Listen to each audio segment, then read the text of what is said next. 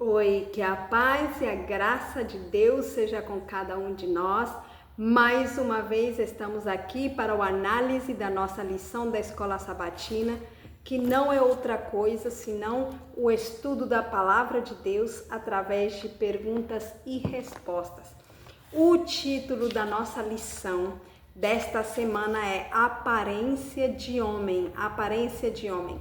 Mas antes de analisarmos esta lição, vamos pedir a direção divina para que possamos entender. Querido Pai Celestial, diante da Tua presença estamos Teus filhos neste momento. Queremos Te agradecer, Senhor, pela oportunidade que Tu nos dás para poder estudar a Tua Palavra. Ilumina nossa mente, ó Pai, para entendê-la não como nós queremos, mas como Tu desejas. Em nome de Jesus. Amém. Bom, vamos então para o estudo da nossa lição com o título Aparência de um Homem. O parágrafo de introdução nos diz assim: porque não temos que lutar contra a carne e o sangue, mas sim contra os principados, contra as potestades, contra os príncipes das trevas deste século, contra as hostes espirituais da maldade nos lugares celestiais. Isso está na palavra do Senhor em Efésios capítulo 6, versículo 12. O conflito entre o bem e o mal continua dia após dia. Aqueles que tiveram muitas oportunidades e vantagens, por que não compreendem a intensidade desta obra? Nesse sentido, deveriam ser inteligentes. Deus é o governante. Por seu poder supremo, ele restringe e domina os poderosos da terra. Por meio de seus agentes, ele prossegue a obra que foi ordenada antes da fundação do mundo. Esta é nosso parágrafo de introdução e nos faz pensar realmente tudo é guiado por Deus, por isso o nosso conflito não é contra carne e sangue, mas contra os principados das trevas. Vamos para a nossa primeira pergunta que nos diz: seguindo o exemplo de Daniel, o que deve ser feito ao enfrentarmos circunstâncias humanamente insolúveis? Daniel capítulo 10, versículo 1 e 2 nos diz: no terceiro ano de Ciro, rei da Pérsia, foi revelada uma palavra a Daniel, cujo nome era Beltesazar. A palavra era verdadeira e envolvia grande conflito. E ele entendeu esta palavra e tinha entendimento da visão. Naqueles dias, eu, Daniel, estive triste por 3 semanas, diz o livro de Daniel. Vamos ler agora Esdras, capítulo 1, versículo 1 até o 5, que nos diz: no primeiro ano de Ciro, rei da Pérsia, para que se cumprisse a palavra do Senhor, proferido pelo profeta por boca de Jeremias, despertou o Senhor o espírito de Ciro, rei da Pérsia, de modo que ele fez proclamar por todo o seu reino de viva voz, também por escrito, este decreto.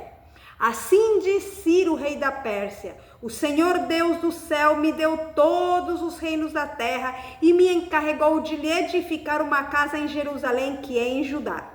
Quem há entre vós, de todo o seu povo, seja seu Deus com ele e suba a Jerusalém, que está em Judá, e edifique a casa do Senhor Deus de Israel. Ele é o Deus que está em Jerusalém. E todo remanescente, seja qual for o lugar em que é peregrino, seja ajudado pelos homens desse lugar com prata, com ouro, com bens, com animais, afora a oferta voluntária para a casa de Deus que está em Jerusalém. Então se levantaram os chefes das casas paternas de Judá e Benjamim, os sacerdotes e os levitas, todos aqueles cujo espírito Deus despertou, para subirem e edificarem a casa do Senhor que está em Jerusalém. Então, seguindo o exemplo de Daniel, o que deve ser feito ao enfrentarmos circunstâncias humanamente insolúveis. Aqui o versículo primeiro que nós lemos diz que Daniel, cujo nome era Beltesazar, diz que ele tinha visto uma visão, certo? E diz que ele entendeu esta palavra e tinha entendimento da visão. Mas a pergunta agora é, como é que ele entendeu essa palavra?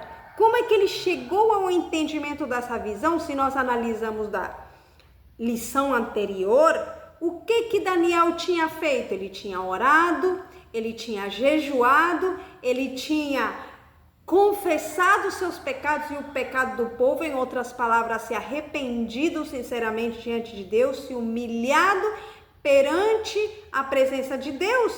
Então, seguindo o exemplo dele, para entendermos a palavra da profecia que está para nós neste último tempo, nós devemos seguir o exemplo de Daniel em oração, em jejum, em arrependimento, em humilhação na presença de Deus, para que desta maneira nós possamos, como conseguiu Daniel, como diz aqui, que ele entendeu esta palavra e tinha entendimento da visão. Vamos ver o parágrafo que nos diz: apenas um remanescente tinha escolhido para voltar de Babilônia. E agora, ao empreenderem uma obra aparentemente além de suas forças, seus mais próximos vizinhos vêm com oferecimento de auxílio. Os samaritanos se referem à sua adoração do verdadeiro Deus e manifestam um desejo de partilhar os privilégios e bênçãos relacionados com a atividade do templo. Como vós buscaremos a vosso Deus, disseram os samaritanos, e deixai-nos edificar convosco. Mas tivessem os líderes judeus aceito essa oferta de assistência e teriam aberto uma porta para a entrada da idolatria. Eles discerniram a insinceridade dos samaritanos, compreenderam que o auxílio alcançado mediante uma aliança com esses homens seria como nada em comparação com as bênçãos que poderiam esperar receber se seguissem os claros mandamentos de Jeová. Então, nós vemos aqui um problema, porque justamente no tempo de Daniel, Jerusalém estava destruída. Nós vimos também aqui o versículo de Esdras, quando Ciro, ele disse: aqueles que estiverem dispostos da parte de Deus, porque Deus me ordenou levantar o templo. No entanto, nem porque o rei tivesse mandado fazer isso, eles deixaram de ter oposição, e nós vimos que os samaritanos disseram: nós vamos ajudar vocês. Isso parece uma boa proposta. No entanto, como diz aqui o parágrafo, os judeus, eles discerniram a insinceridade dos samaritanos, pois eles queriam misturar a sua idolatria com a fidelidade do povo de Israel, que neste caso traria maldição. Então eles preferiram construir sozinhos, porque sabiam que a bênção que vem de Deus era maior do que qualquer aliança com qualquer ser humano. Então, lição a aprender: oremos, jejuemos, nos humilhamos na presença de Deus para poder entender o que Deus quer nos dizer através da sua palavra. Não façamos aliança com ninguém que aparentemente pensa nos ajudar, mas que no fundo pode estar querendo nos afundar espiritualmente. Vamos para a segunda pergunta. O que Daniel viu e o que aconteceu com aqueles que estavam com ele? Daniel capítulo 10, versículo 4 até o 7 nos diz: no dia 24 do primeiro mês, estava eu à borda do grande rio, o Tigre. Levantei os meus olhos e olhei, e eis um homem vestido de linho, e os seus lombos cingidos com ouro fino de ufaz. O seu corpo era como berilo e o seu rosto como um relâmpago.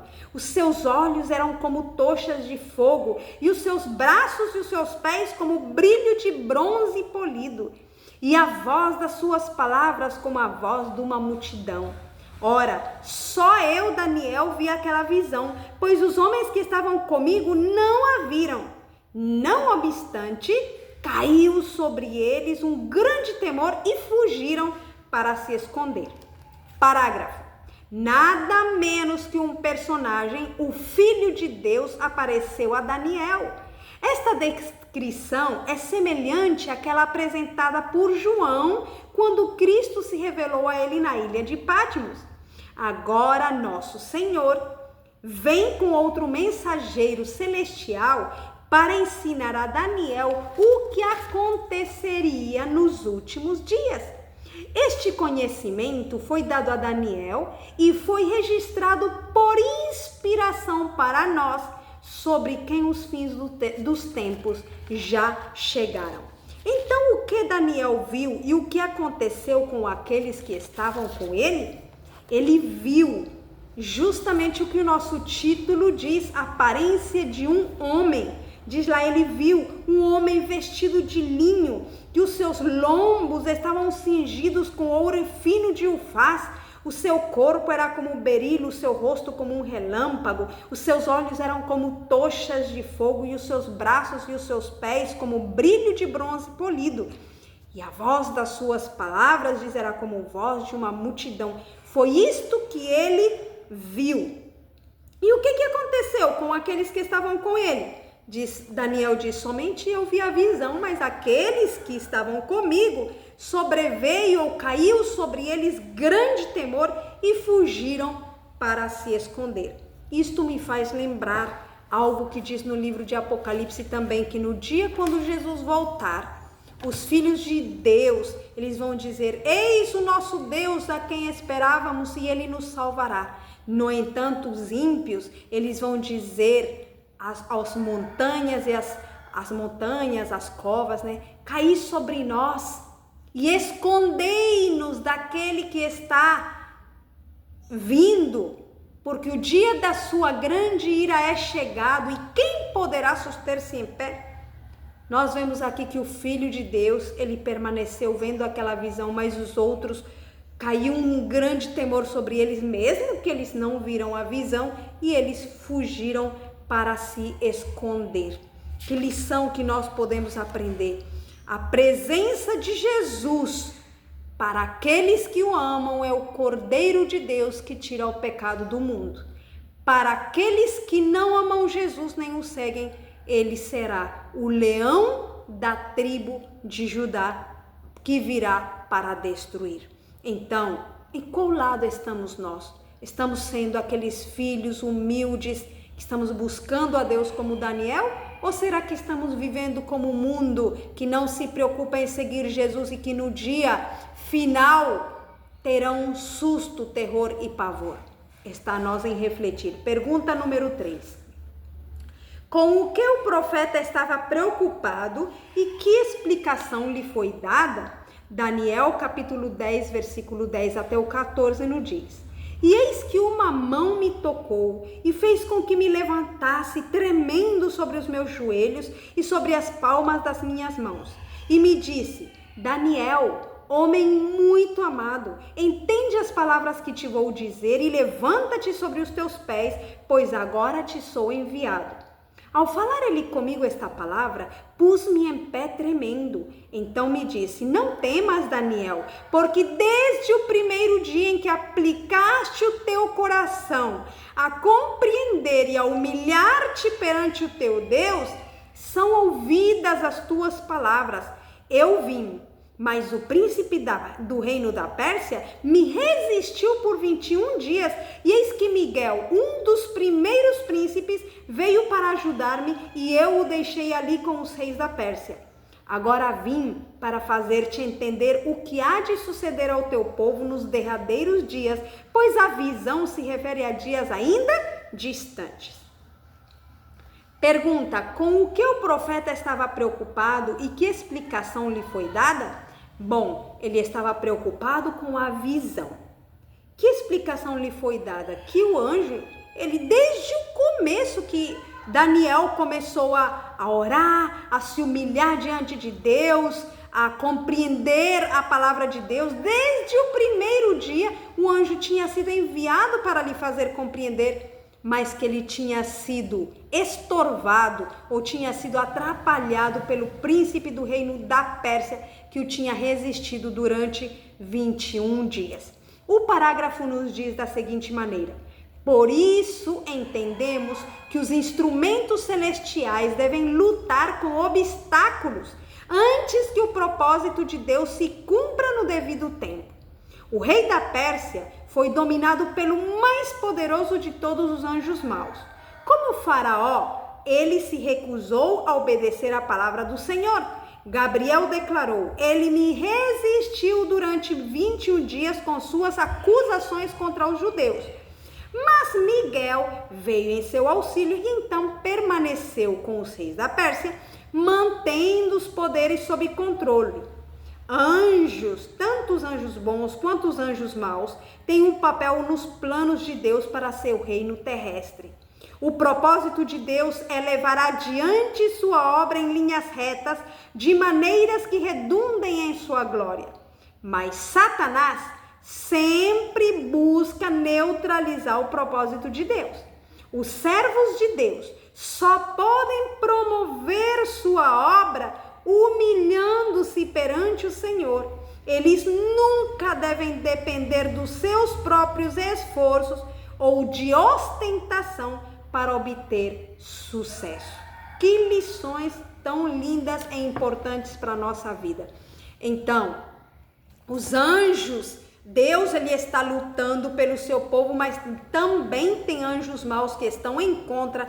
No entanto, os filhos de Deus, os servos de Deus, nós, no caso, buscamos a Deus, somos seus servos de verdade, cremos que somos seus servos, só podemos alcançar o sucesso a essa obra, como diz aqui, somente quando nos humilhamos perante o Senhor. Nunca devemos depender dos nossos próprios esforços ou de ostentação para obter sucesso. Quantas vezes pensamos que com coisas humanamente atraentes vamos fazer avançar a obra, mas não é desta maneira, e nos humilhando na presença do Senhor. Pergunta número 4. Como a situação do povo de Deus em Jerusalém afetou o céu e Daniel? Daniel capítulo 10, versículo 15 ao 17 nos diz: ao falar ele comigo estas palavras, abaixei o rosto para a terra e emudeci. E eis que um tinha a semelhança dos filhos dos homens, me tocou os lábios. Então abri a boca e falei, e disse àquele que estava em pé diante de mim: Senhor meu, por causa da visão sobrevieram-me dores e não retenho força alguma. Como, pois, pode o servo do meu Senhor falar com o meu Senhor? Pois quanto a mim, desde agora não resta força em mim, nem fôlego ficou em mim. Então, como a situação do povo de Deus em Jerusalém afetou o céu e Daniel, nós vamos ver, Daniel ele ficou sem forças, ele ficou angustiado, ele ficou fraco, inclusive ele diz que não restou fôlego nele. E como afetou isso o céu? Justamente a mesma aflição de Daniel era a aflição do céu, porque o céu se preocupa como os seus filhos se sentem. E é isso que nós veremos um pouco aqui neste parágrafo, nos diz assim: incansáveis em sua oposição, os samaritanos debilitavam as mãos do povo de Judá e inquietavam-nos no edificar. E alugaram contra eles conselheiros para frustrarem o seu plano todos os dias de Ciro, rei da Pérsia, até o reinado de Dario, rei da Pérsia. Mediante falsos relatórios, eles suscitaram suspeitas em espíritos facilmente levados a suspeitar.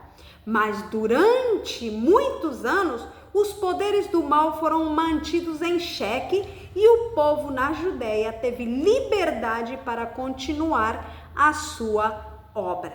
Se bem o exército do mal tenta frustrar a obra do Senhor, no entanto, o Senhor também tem os seus agentes que freiam a obra do mal e permitem que a obra do Senhor possa avançar. Pergunta número 5. Que conflito foi revelado ao profeta? Daniel capítulo 10, versículo 18 até o 21, que nos diz assim: então tornou a tocar-me um que tinha a semelhança de um homem e me consolou. E disse: não temas, homem muito amado, paz seja contigo, sê forte e tem bom ânimo. E quando ele falou comigo, fiquei fortalecido e disse: fala, meu Senhor, pois me fortaleceste. Ainda disse ele: sabes por que eu vim a ti? Agora tornarei a pelejar contra o príncipe dos persas, e saindo eu, eis que virá o príncipe da Grécia. Contudo, eu te declarei o que está gravado na escritura da verdade, e ninguém há que se esforce comigo contra aqueles, senão Miguel, vosso príncipe. Neste caso, Miguel, o príncipe, é Jesus, o que realmente se importa conosco, o que derramou o seu sangue por cada um de nós. Então, que conflito foi revelado ao profeta? O conflito que estava tendo naquela época os anjos do Senhor com as forças humanas deste mundo, que neste caso seriam os reis da Pérsia e também da Grécia, né? Neste caso, que estavam tomando decisões erradas. Isso quer dizer que as influências dos poderes do mal como do bem influenciam na mente dos governantes para que tomem decisões, e mais dos governantes, dos líderes, porque as decisões de líderes vão influenciar, logicamente, a muitas mais pessoas. Vamos ler o parágrafo que nos diz: na palavra de Deus, temos diante de nós exemplos de agentes celestiais influenciando a mente de reis e governantes, enquanto ao mesmo tempo instrumentos satânicos também influenciavam suas mentes. Nenhuma quantidade de eloquência humana, por meio de opiniões vigorosamente apresentadas, pode mudar a ação de instrumentos satânicos. Satanás busca continuamente obstruir o caminho, de modo que a verdade é obstruída por ideias humanas. E aqueles que têm luz e conhecimento correm maior perigo, a menos que se consagrem continuamente a Deus, humilhando o eu e compreendendo o perigo do momento. Seres celestiais são destinados a responder às orações daqueles que trabalham altruisticamente para promover a causa de Deus. Os anjos mais elevados nas cortes celestiais são designados para tornar efetivas as orações que ascendem a Deus para o avanço da causa do Senhor. Cada anjo tem seu posto do dever específico, do qual não lhe é permitido afastar-se para ir a outro lugar. Se ele se afastasse, os poderes das trevas obteriam vantagem. Que interessante. Então, nós estamos vendo seres celestiais estão fazendo a sua obra em favor de nós, mas Satanás também está procurando influenciar. E em especial, os de maior perigo, diz aqui, são aqueles líderes, são aquelas pessoas que têm maior conhecimento, são os que correm maior perigo, a menos, diz aqui, que se consagrem continuamente a Deus. E que interessante que se nós buscarmos a Deus em humildade, em oração, como diz aqui, seres celestiais são destinados a responder às nossas orações. Oremos, saibamos, abramos os nossos olhos para saber a guerra que está tendo ao nosso redor. Jesus está disposto a nos ajudar, como nós vimos aqui que ele apareceu a Daniel, a aparência de um homem, como diz o título da nossa lição. Este homem que tem, este Deus que tem a aparência de homem, Jesus Cristo, é o que sempre está ao nosso lado através dos anjos para nos ajudar. Pergunta número 6. Quão importante é saber que Deus é onisciente e sempre intervirá de acordo com sua providência? Salmos 33, 13 ao 15 diz: o Senhor olha dos céus e vê todos os filhos dos homens. Do seu lugar de habitação, ele observa todos os habitantes da terra. Ele formou o coração de todos eles e observa todas as suas obras. Então, quão importante é saber que Deus é onisciente e sempre intervirá de acordo com sua providência? É algo muito importante. Por quê? Porque nós sabemos que Deus está olhando tudo, nada se passa escondido a Ele. Tem muitas pessoas malvadas que andam mentindo, inventando mentiras, caluniando seus servos, seus filhos. Mas, no entanto, o Filho de Deus tem a segurança, tem o consolo de que Deus é o seu juiz, que Deus é o seu advogado, Jesus é o seu advogado, que está ali observando tudo, que sabe o mínimo dos detalhes de todas as coisas que estão acontecendo. Inclusive, se nós temos pecado e no momento que temos nos arrependido, no momento em que derramamos as nossas lágrimas, tudo Ele conhece. Nada passa desapercebido a sua presença. Por isso é tão importante sabermos que Ele é onisciente, quer dizer que Ele sabe de todas as coisas e que Ele sempre vai intervir de acordo com a sua providência. No livro Educação, página 173, nos diz: nos anais da história humana, o crescimento das nações, o levantamento e queda de impérios aparecem como dependendo da vontade e façanhas do homem. O desenvolver dos acontecimentos, em grande parte, parece determinar-se por seu poder, ambição ou capricho.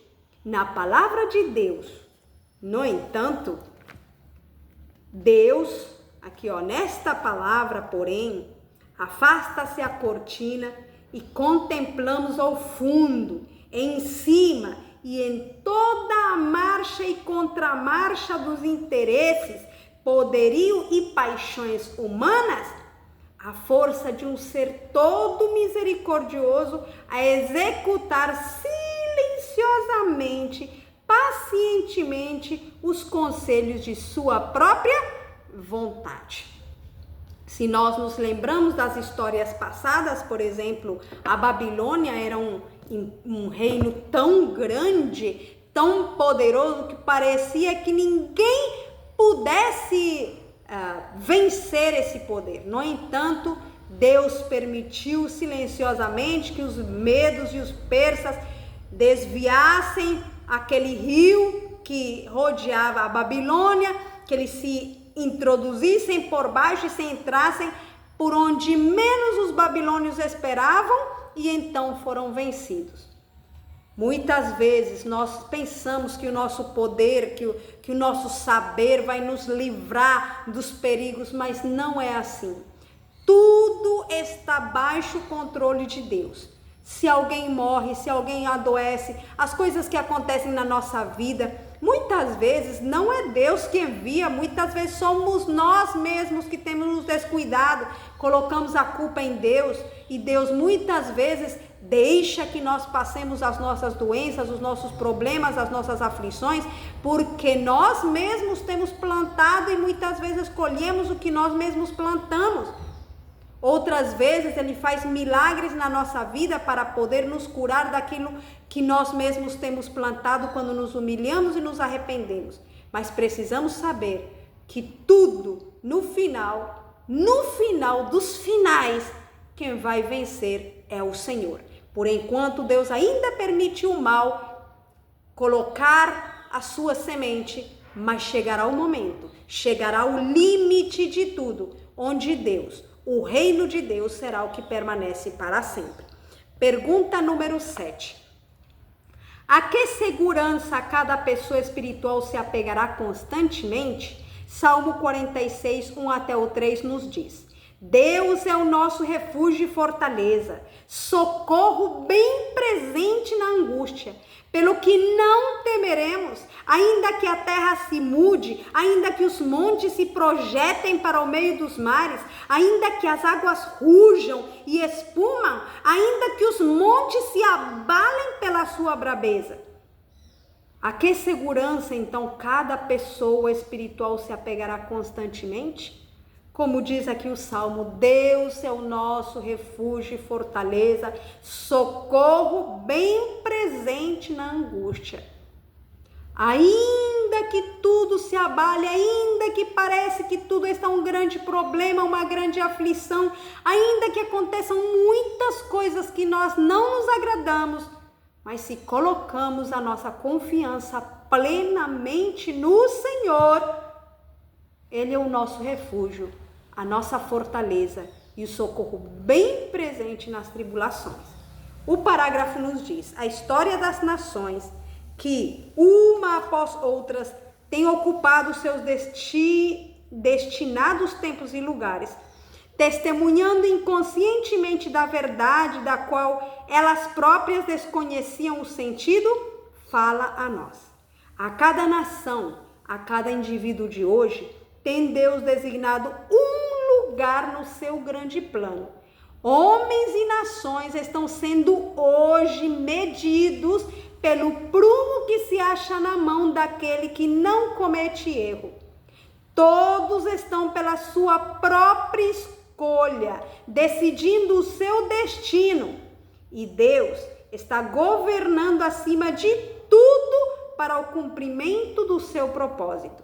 A história que o grande Eu Sou assinalou em sua palavra, unindo-se cada elo aos demais na cadeia profética, desde a eternidade no passado até a eternidade no futuro, diz-nos onde nos achamos hoje, no prosseguimento dos séculos e o que se poderá esperar no tempo vindouro. Tudo o que a profecia predisse como devendo acontecer até a presente época tem se traçado nas páginas da história e podemos estar certos de que tudo que ainda deve vir se cumprirá em sua devida ordem. Vou ler aqui o outro parágrafo de meditação que nos diz: como povo, não compreendemos como deveríamos o grande conflito que se trava entre seres invisíveis e a luta entre anjos leais e desleais. Anjos maus estão continuamente em ação, preparando seu plano de ataque, governando como chefes, reis e governantes sobre as desleais forças humanas. Insto aos ministros de Cristo a gravarem na mente de todos os que ouvem sua voz a verdade do serviço dos anjos. Não os deixeis influenciar por especulações fantasiosas. Nossa única segurança é o quê? É a palavra escrita. Devemos orar. Devemos orar como Daniel orou pela proteção divina. Anjos, como espíritos ministradores, são enviados para ministrar àqueles que serão herdeiros da salvação. Orem, meus irmãos, orem como nunca oraram antes. Não estamos preparados para a vinda do Senhor. Precisamos realizar uma obra consumada para a eternidade. Não nos conformemos. Hoje, antes que nunca, precisamos nos unir a esse homem que apareceu a Daniel. Ele viu uma aparência de homem, mas se nós somos fiéis, no dia do Senhor, não veremos somente uma aparência de homem, mas o veremos cara a cara, para a honra e glória de Deus. Que o Senhor nos abençoe. Vamos fazer uma oração pedindo a Ele que Ele nos prepare para a sua vinda. Querido Pai Celestial, muito obrigada pela Tua palavra. Obrigada por nos fazer saber que existe uma luta com as forças espirituais, tanto do bem como do mal. E nos alegra saber que os Teus anjos estão ao favor dos Teus filhos que Te buscam de dia e de noite. Ajuda-nos a ser pessoas que Te buscamos em humildade de coração, reconhecendo nossos erros e nos consagrando continuamente a Ti, Senhor, para que as forças do mal não venham a nos vencer. Em nome de Jesus pedimos tudo. Amém. Bom, que o Senhor abençoe grandemente a cada um de nós. Amém.